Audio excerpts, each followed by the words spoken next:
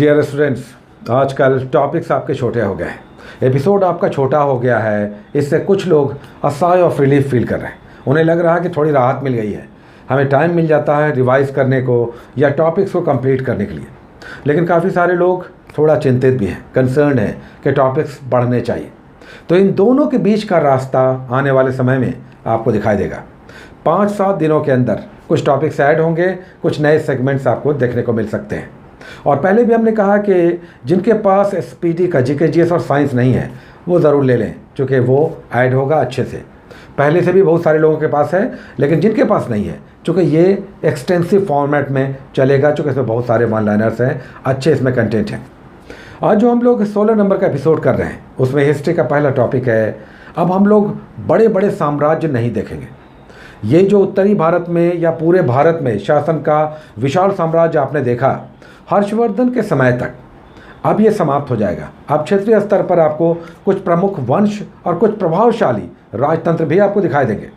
यहाँ पर हम लोग दक्षिण भारत में अभिन्न कर रहे हैं, जिसमें 2 बड़े महत्वपूर्ण शासक वंश आपको दिखाई देंगे, पल्लव और चोल। तो आज हम लोग पल्लव कर रहे हैं।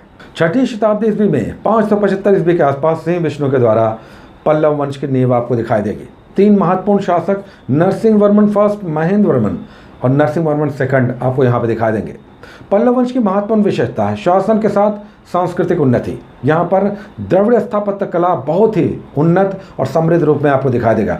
कुछ महत्वपूर्ण मंदिर और उनका स्थापत्य जो एग्जाम्स में आते हैं। नरसिंह वर्मन सेकंड ने कैलाशनाथ मंदिर का निर्माण किया। इनके दरबार में राज दरबारी थे प्रकांड विद्वान दंडी, जिन्होंने 10 कुमार चरित्र की रचना की थी। और भी महत्वपूर्ण पक्ष आपको यहाँ पर सांस्कृतिक और ऐतिहासिक रूप से दिखाई देंगे।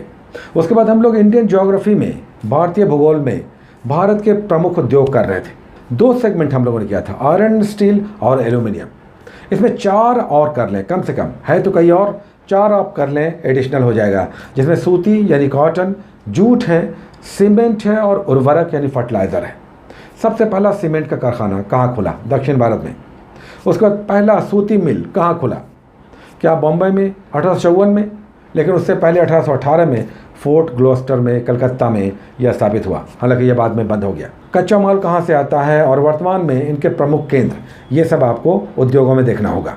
उसके बाद हम लोग इंडियन पॉलिटी में आज संसद के कुछ प्रमुख अधिकारियों को कर रहे हैं, विशेषकर लोकसभा के कुछ प्रमुख अधिकारी, जैसे लोकसभा अध्यक्ष और लोकसभा के उपाध्यक्ष।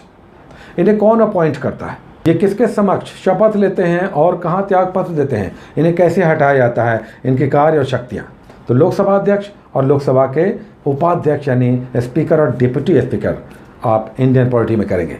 उसके बाद हम लोग साइंस का एक टॉपिक कर रहे हैं, बायोलॉजी में। बायोलॉजी में आज हम लोग हेरिडिटी कर रहे हैं, आनुवंशिकता। इसमें ग्रेगर मेंडल के प्रमुख नियमों को आपको समझना है। किस प्रकार उन्होंने मटर के पौधे पर क्रॉस ब्रीडिंग के द्वारा पेरेंट से चाइल्ड में हेरिडिटी कैरेक्टर के ट्रांसफर का पता लगाया। 3 प्रमुख नियम दिए, इसे आपको समझना है। उसके बाद हम लोग स्पीडी से, जीकेजीएस और साइंस से जो टॉपिक्स लेते हैं उसमें आज जीकेजीएस में मात्र 1 पेज है और ये है अंतर्राष्ट्रीय संगठन, इंटरनेशनल ऑर्गेनाइजेशन।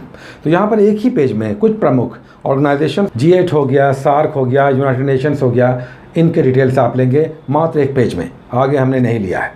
और फिर साइंस में हम लोग आज पेज नंबर 30 और 31 कर रहे हैं। RRBs के वन लाइनर्स जो शुरुआती साइंस के पेजेस में आपको दिखाई देते हैं, आज हम लोग 2 पेजेस ले रहे हैं, 30 और 31। और साथ में नेक्स्ट आप जाएंगे अंदर में, तो हम लोग कुछ टॉपिक्स ले रहे हैं जो सब्जेक्ट बेस्ड है और पूरे सब्जेक्ट का सार है। तो हम लोगों ने बायोलॉजी किया, केमिस्ट्री किया, फिजिक्स किया।